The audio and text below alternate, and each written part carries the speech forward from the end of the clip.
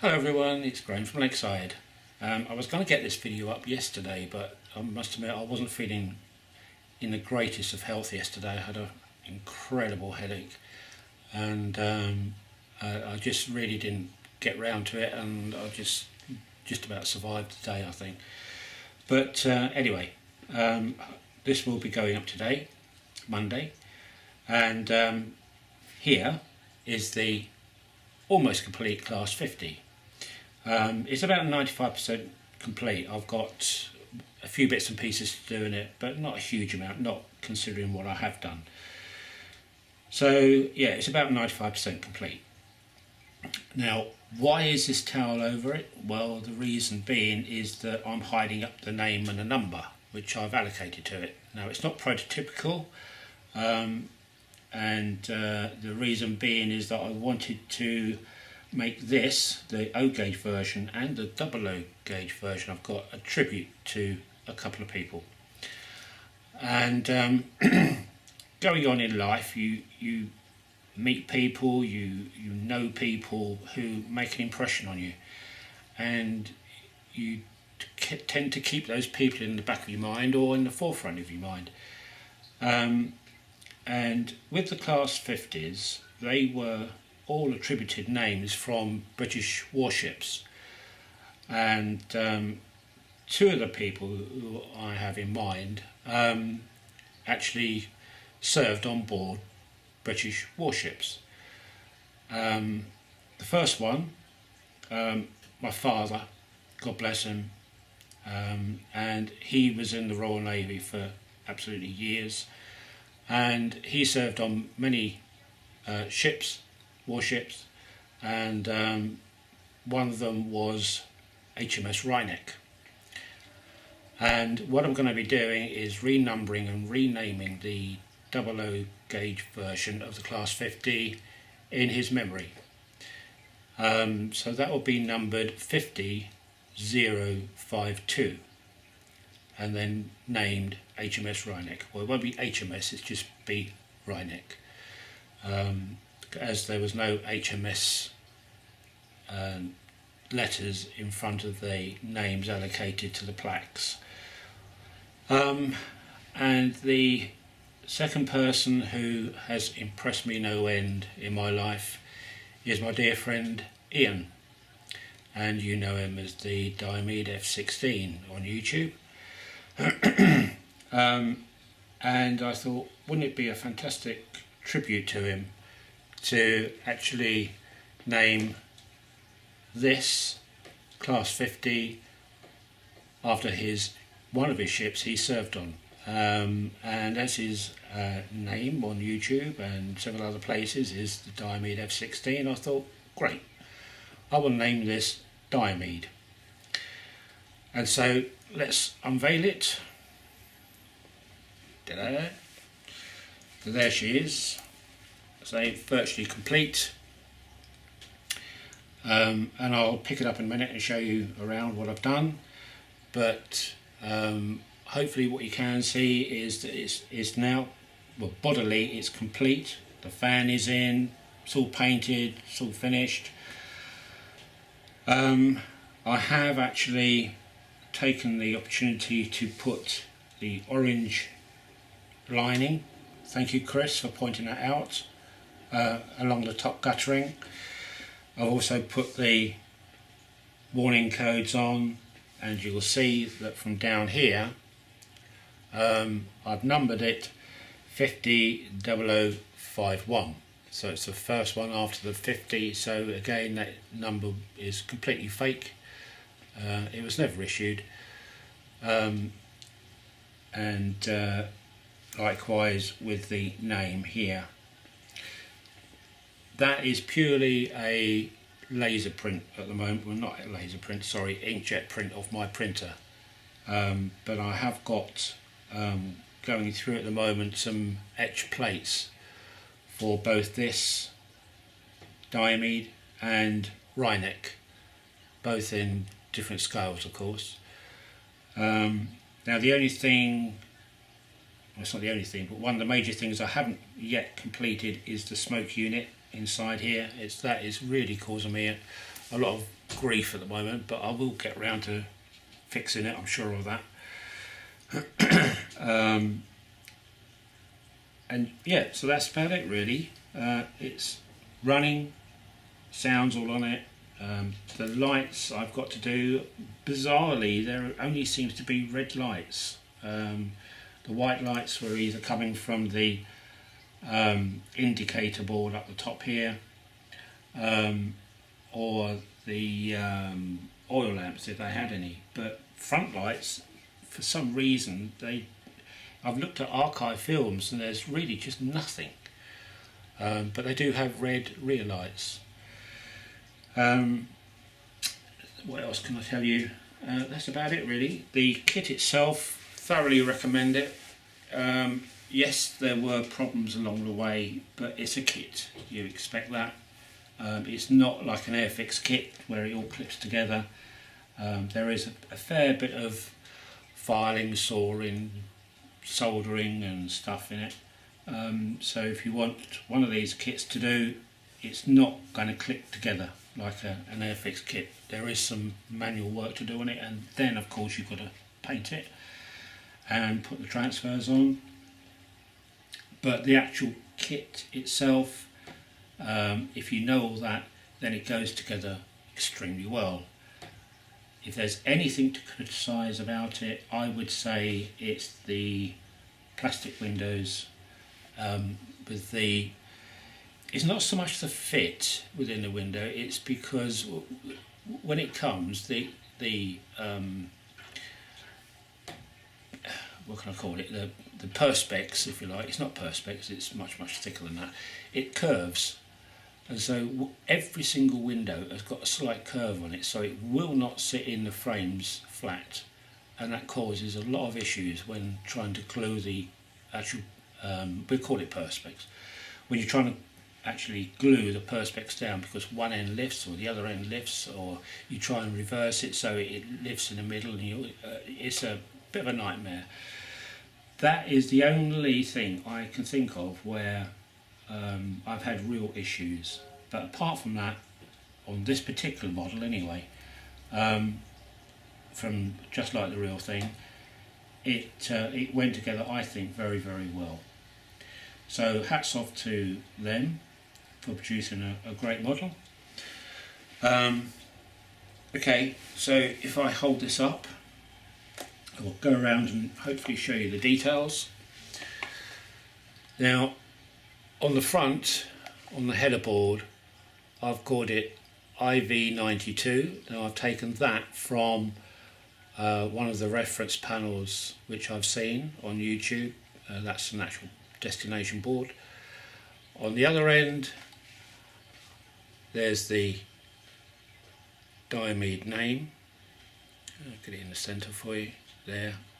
So that is really just an inkjet print, but it's reasonably accurate in size and the right typeface. Yeah, so the other end, Diomede was a frigate. It was classified as F-16. Now, the name on the side is always just the name of the warship.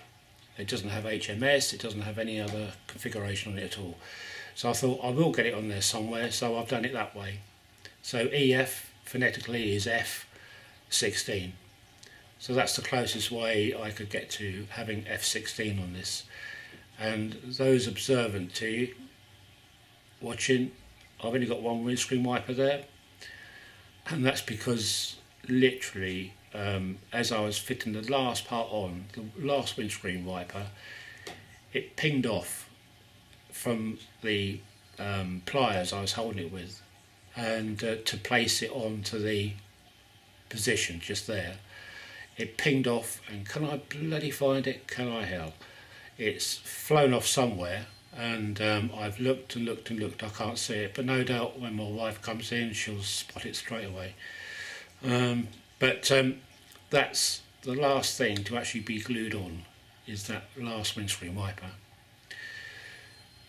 So all transfers are on, the small BR logo, the warning signs for the electricity, plus of course the orange line going through and curving down, and they appear on the guttering, and that's how the guttering is shaped. Then it disappears, and then it picks up again on a smaller area on the rear end. And the same happens in the reverse on the other side.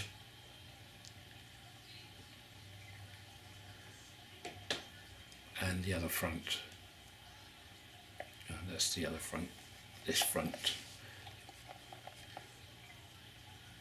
I've picked out the speaker grille for the twin horns at the front.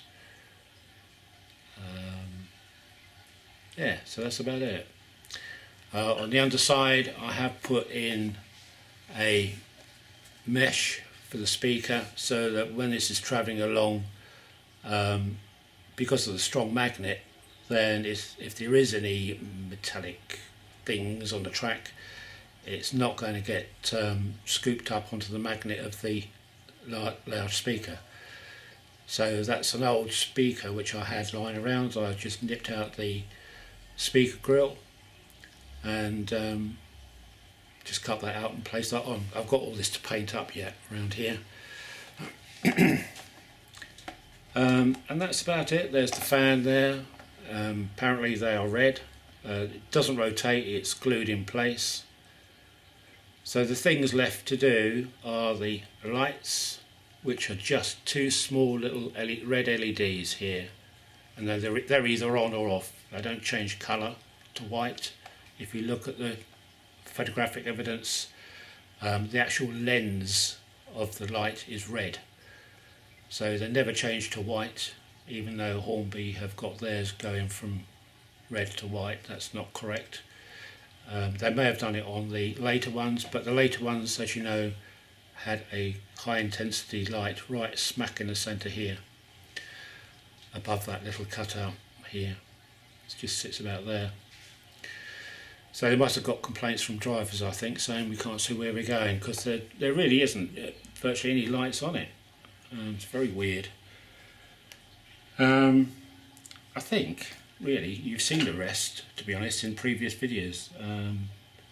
That's about it, folks. So once I've got the lights in, I can then pop in the interior detail, which I've got already waiting. So we're virtually there. Lights will be coming this week, so they can be fitted. The smoke unit, well, if I get that done, I'll get it done. It's not going to stop anything. So let's pop this on the rolling road. Ooh. Hopefully that should be on. Now, because I've got it on the rolling road, what I can do is, which you've not heard before, I can take it up to full whack. But you know, there really isn't an awful lot of revs on these things. It's the torque of the things which gets them going, and they rev to begin with, and then they just go. It's if you hear them, then there really isn't a high-pitched whine from them like you get on the 66s. It's just almost sounds as if they're ticking over. But we'll start it up anyway, and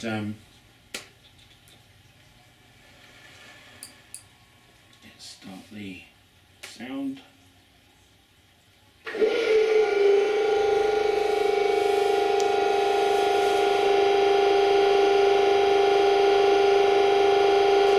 I think, considering the fact that that's a laser print here, that hasn't come out too bad. It'll do until the etched ones come across.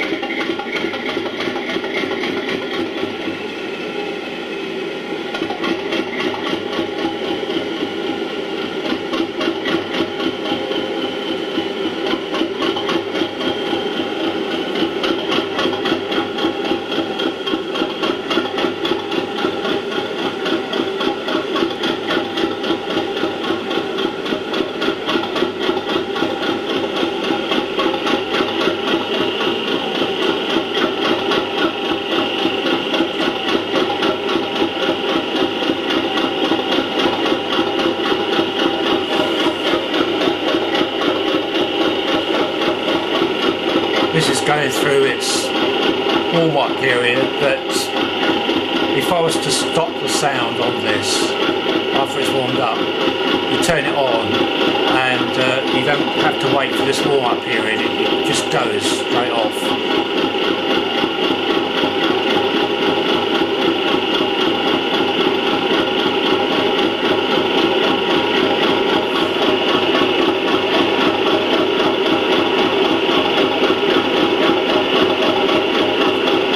Shouldn't be too long now.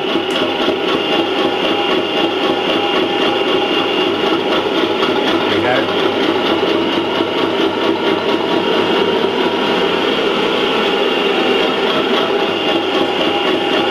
Right, that's actually going. That's at quarter speed. So let's increase it right up.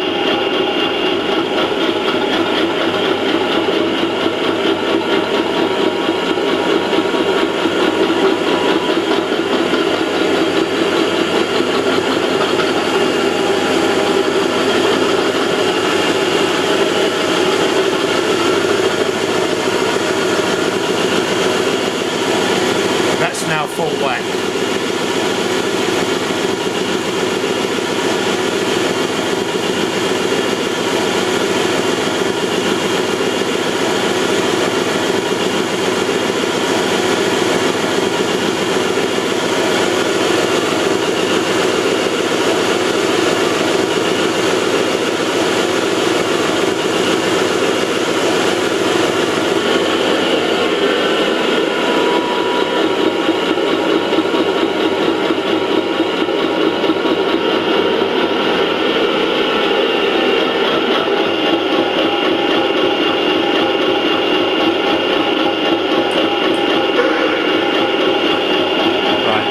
To a halt, we turn off.